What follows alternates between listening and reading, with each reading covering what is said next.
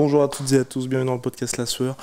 Énorme upset à Londres, au Tottenham Hotspur Stadium. Alexander Usyk l'a fait face à Anthony Joshua. Il s'impose par décision unanime. Le trio des enfers est là. N'oubliez pas plus que jamais Road to 100 Cheese. Un petit pouce bleu, un petit abonnement, ça fait énormément plaisir, messieurs. On lance le générique ? Ouais. On lance le générique. Soit.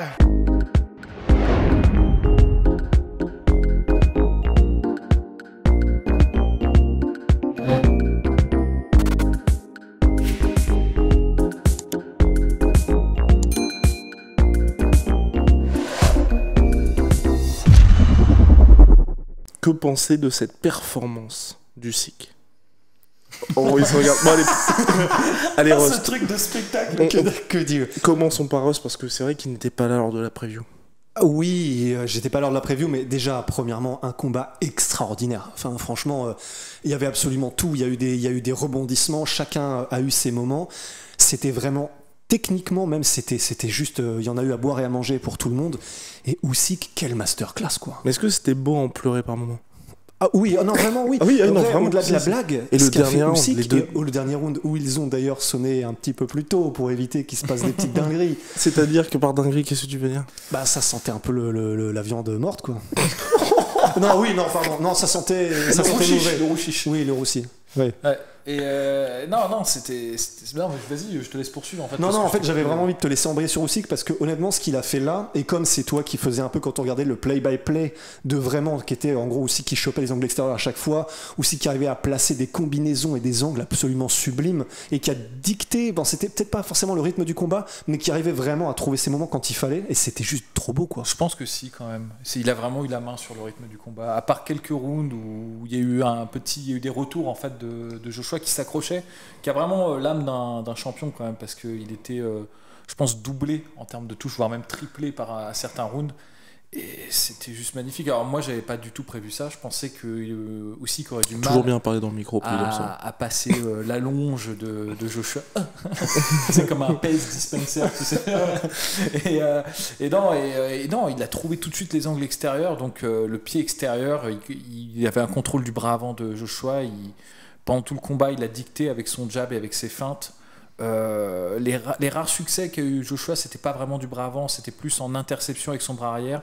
Il y a des moments où il arrivait à timer quand finalement il décidait de pas mettre trop de puissance pour pas essayer d'arracher la tête à Usyk. Quand il cherchait à boxer, en fait, il touchait plus Usyk. Et en fait, je pense qu'il aurait dû vraiment se mettre dans cette optique-là dès le débil du combat, parce que il lui en fallait peu. Il l'a pas touché très souvent Usyk, mais à chaque fois qu'il l'a touché, même s'il n'envoyait pas les coups pleins, même sans forcer, la tête partait en arrière. Ça faisait mal, et c'est là où on voit qu'Usyk a quand même un sacré menton, parce que je crois que c'est au round 3 ou au round 4 où il se prend un contre en interception, sa tête elle fait... c'est horrible, ouais, ça... Tu sais, genre... un petit peu de Bill Bokeh, quoi. Elle fait 180 degrés et tout, tu fais, mais bon, il est toujours là, donc c'est impressionnant. Je pense que ce qu'a fait Usyk dès le début, toucher fort Joshua, dès les premières secondes avec son bras arrière, ça a empêché Joshua de vraiment mettre la marche avant de manière... Enfin, c'était mental d'établir ça dès le premier round, pour vraiment contraindre Joshua à boxer au milieu du ring, voire à le faire reculer par certains moments. Et c'est là où on voit que Joshua, malgré la forme qui est impeccable pour quelqu'un qui fait sa taille et son poids, il y a quand même, je pense, des déficits en technique. Le fait qu'il se soit jamais ajusté par rapport à l'angle extérieur d'Usyk, qu'il a toujours concédé cet angle. Alors l'angle extérieur, pour que vous compreniez, c'est quand il y a un fausse patte qui combat un orthodoxe, donc on est en garde ouverte. Et ben l'angle extérieur, c'est quand le fausse patte ou l'orthodoxe prend son pied avant à l'extérieur du pied avant en fait, de son vis-à-vis, et ça lui donne un avantage parce qu'il peut ainsi établir son jab et son bras arrière, tandis que celui qui est à l'intérieur, il peut travailler efficacement qu'avec son bras avant. Et deuxième fois de sa carrière seulement qu'il a affronté un southpaw, Joshua. Et il n'a jamais affronté de southpaw de ce du niveau-là, calibre, ouais. de ce niveau-là. Et moi, franchement, je pensais pas que ça allait être à ce point-là. C'est pour ça que j'avais dit dans ma preview que je pensais que c'était Joshua qui allait l'emporter, parce que je pensais qu'il allait s'adapter à ça, que cette difficulté se présenterait en début, mais qu'il arriverait à s'adapter. Il s'est jamais vraiment adapté. Les moments où il a commencé à avoir un peu de succès, c'est quand il a cherché le corps d'Usyk, mais il n'a pas trop insisté dans cette voie-là, alors que pourtant c'était, me semble-t-il, les moments où il a eu le plus de succès, notamment le round Il y a un round où il revient, c'est le round 8 ou le round 7, je sais plus, où il y a eu un round très très fort d'Usyk, et lui revient immédiatement après, et prend le round justement avec son travail au corps, et il commençait à établir les uppercuts du bras arrière en interception au corps, et puis après, il a lâché cette méthodologie pour se concentrer sur la tête. Je pense qu'au fur et à mesure du combat, il y avait un déficit de cardio. Parce que Usyk l'a forcé à beaucoup travailler. Tu faisais remarquer d'ailleurs aussi que à la fin du combat, on a vu, alors je pense pas que ce soit nous qui interprétions parce qu'il avait vraiment l'air dans le mal, Joshua.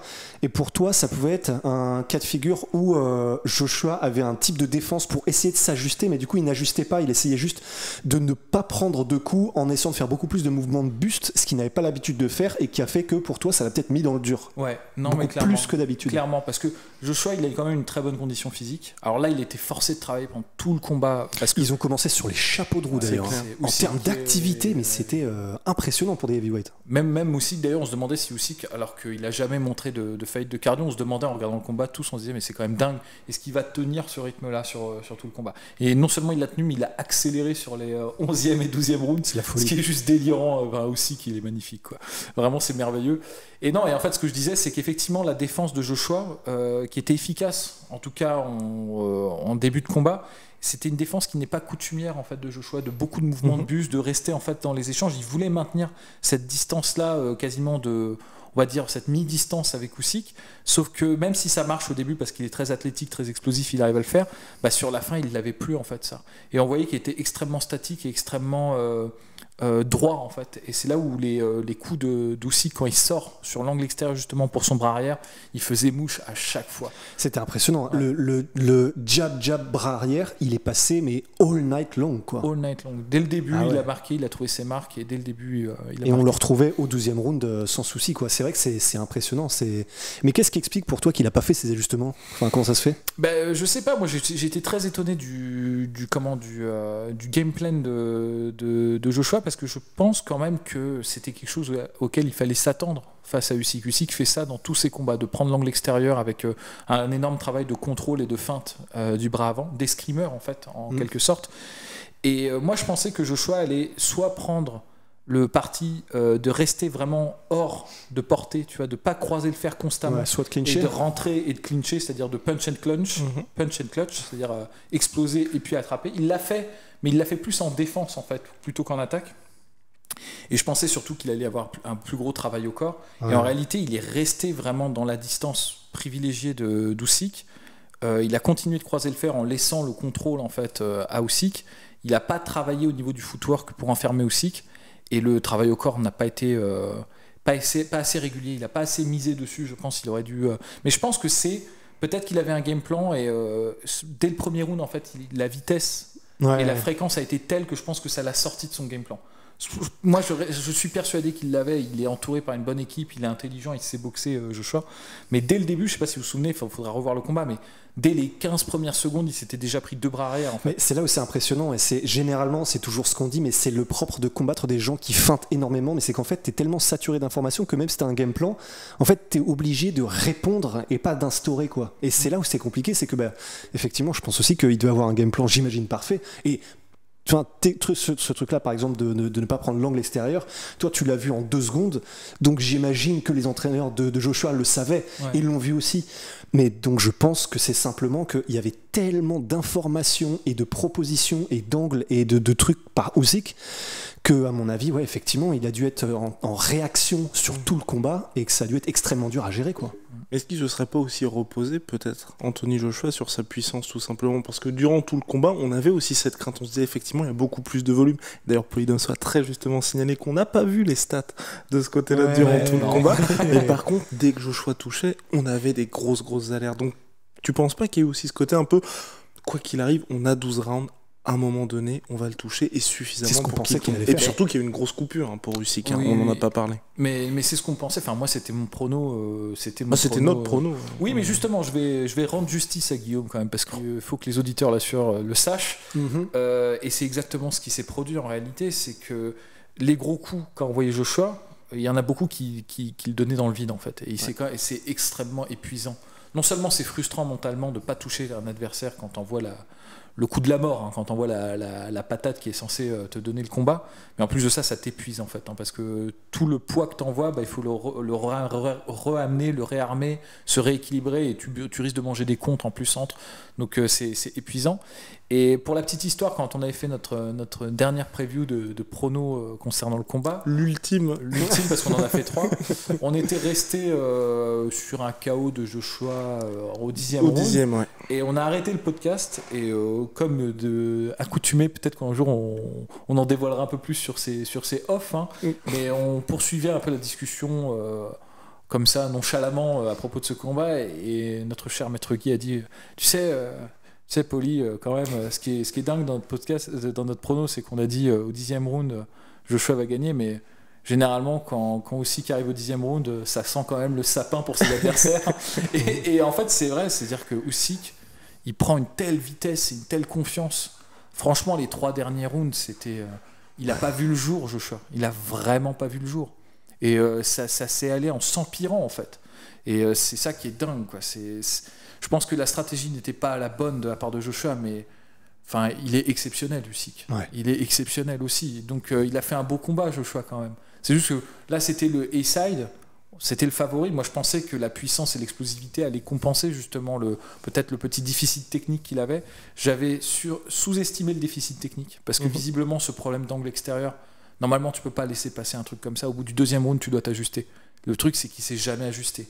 Il a pris tout le temps, c'était les mêmes coups et quasiment les mêmes combinaisons qui passaient en fait. Justement parce qu'il concédait cet angle extérieur à Usyk. Et là, quelque chose d'aussi criant, il va pouvoir s'ajuster pour la revanche, parce qu'il va y avoir une revanche. Bah, en fait, justement, c'est ce que je vais dire. Non seulement j'ai sous-estimé le déficit technique, mais j'ai surestimé l'avantage en puissance et en capacité physique de Joshua.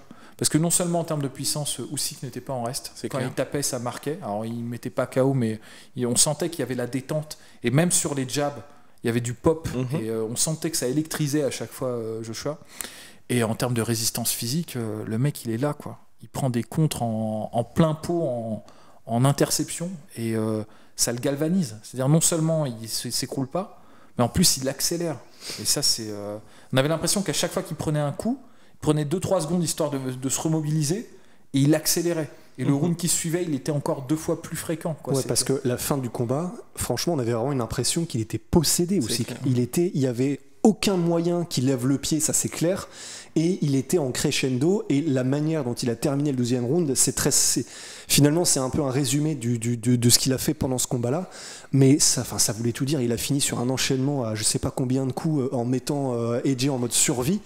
Et c'est juste, c'est impressionnant, quoi. Et tout ça avec la coupure. Et tout ça avec la coupure. AJ qui était au bord de l'apoplexie quand même. C'est pour ça, c'est ce qu'on disait. Dans son coin. Je pense que honnêtement, 10 secondes de plus, c'était même pas un chaos, c'était juste un effondrement physique, quoi. La machine s'écroulait, tu vois. Parce que là, le cœur avait l'air de pomper, mais comme jamais il avait pompé dans sa carrière, je pense. En même temps, Anthony Joshua, chaque fois qu'il s'est retrouvé jusqu'à maintenant au 12e round, il gagnait les décisions. Enfin, il gagnait à la décision unanime. C'était contre Parker la dernière fois, je crois. Et puis contre Andy Ruiz. Ouais, tout à fait.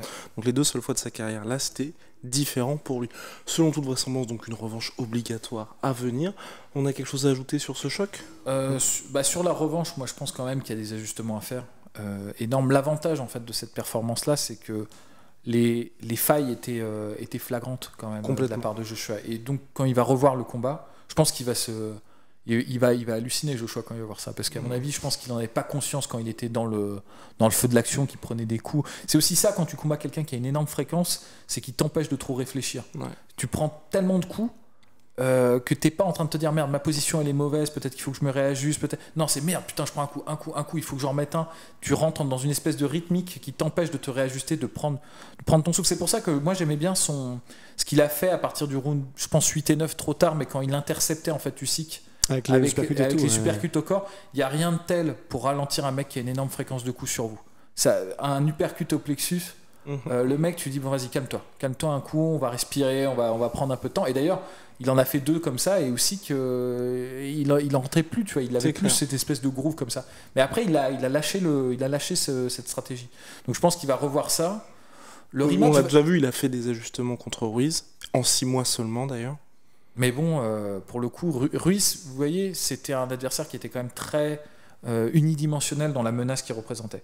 Et qui a complètement sombré aussi. Qui a énormément sombré, mais en plus de ça, on savait exactement ce qu'il fallait faire en termes de déplacement. Il y avait des voies pour s'en sortir. Là, le problème, c'est qu'aussi que les ajustements, on a des pistes, non seulement l'angle extérieur, de ne pas le concéder trop facilement, de ne pas rentrer dans ce jeu de croisement de fer. Il est trop fort aussi qu'il a fait ça toute sa carrière, donc tu ne peux pas le battre à ce jeu-là. Et d'essayer de focaliser au corps, mais même comme ça, même s'il fait le game plan parfait, aussi il est exceptionnel. Là, on en a eu la démonstration parfaite quand même. C'est magnifique ce qu'il a fait. Bon, oui. Ouais, moi je voudrais juste rajouter un tout petit point très court, mais sur le fait que on en a un tout petit peu parlé avant de lancer ce podcast, mais je suis quand même un peu déçu. Juste ce combat-là extraordinaire, mais en laissant ce combat-là à côté. C'est-à-dire que tous les délires de Joshua Wilder Fury, on a eu à un moment donné des opportunités en or pour faire des combats incroyables. Et en vrai, ça me fait juste un peu chier que... Donc là, visiblement, rematch. Et puis, il a perdu contre Ruiz et il a perdu contre Usyk. Et Wilder Fury, ils font encore leur truc. En fait, en tant que fan, je suis vraiment déçu de passer à côté d'opportunités comme ça. Là, c'est une ère qui a l'air d'être un petit peu terminée. Maintenant, je pense plus qu'il y aura ce trio infernal qu'on a envie de voir s'affronter. Et c'est tellement dommage. Je suis content pour Usyk, de fou, j'adore Usyk. Mais juste pour le sport... Nouvelle occasion manquée. Ouais, ça me saule, quoi. Là, c'est terminé. Il n'y aura plus les Joshua Fury avec la même hype. Il n'y aura plus... parce qu'ils seront plus... Joshua a été battu plusieurs fois. Il n'y aura plus le même engouement qu'il aurait pu y avoir. Il n'y aurait plus les mêmes matchs incroyables qu'il aurait pu y avoir. Et juste, ça me déçoit un peu, quoi. Et pour préciser ta pensée, je pense que tu es d'accord avec moi. Les gens peuvent se dire mais qu'est-ce qu'il raconte, on pourrait avoir un Usyk Fury, mais ce serait pas la même chose. Ce n'est pas la même chose parce qu'on l'a vu quand même ce soir. Il y avait je sais pas combien de monde. Les gars, faut pas s'illusionner, même si Usyk est meilleur. Il a montré ce soir, il était meilleur en tout cas. C'est Joshua qui réunit ces foules-là. C'est Joshua qui est capable de faire des stades à 80 000 personnes dans un pays où ça vend du pay-per-view. Et... C'est ça. Et c'est vrai qu'un combat... Imaginez un combat, si Fury avait battu Deontay Wilder et si Joshua avait battu Usyk, un combat comme ça, mais là ça aurait été la fin des temps, quoi. Ça aurait été exceptionnel. Et ça, c'est vrai qu'on n'aura plus des trucs de cette envergure-là. Ouais. Comme quoi, en boxe anglaise, il faut faire les gros combats tant qu'ils peuvent les faire. Et puis surtout quand on était sur quelque chose à 200 millions de dollars. Enfin bref. Usyk qui se transforme quand même en fléau des espoirs britanniques, parce que quand même victoire sur Joe Joyce en amateur et victoire sur Joshua en pro. Donc, victoire sur tout le monde en fait. En fait 19-0 en carrière, 13 KO pour Usyk. Et comme dirait personnage dans un film mythique du 21e siècle, à Joshua, bonne chance pour la revanche. Bonne chance. Big shout out à My Sweet Pea, My Sweet Protein. Oh wow, moins 38% sur tout My Protein avec le code de la sueur. Venom, sponsor de l'UFC, sponsor de la sueur. Là, tout le monde est en Venom, c'est magnifique. On se retrouve très rapidement pour de nouvelles aventures et très rapidement, bien évidemment, pour l'UFC 266 avec le retour de Nick Diaz. Allez, see ya.